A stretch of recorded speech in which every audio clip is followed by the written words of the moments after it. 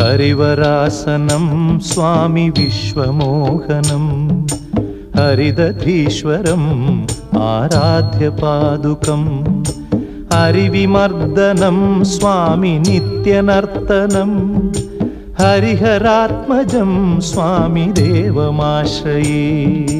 शरणमय्यप्पा स्वामी शरणमय्यप्पा शरणमय्यप्पा स्वामी शरणमय्यप्पा।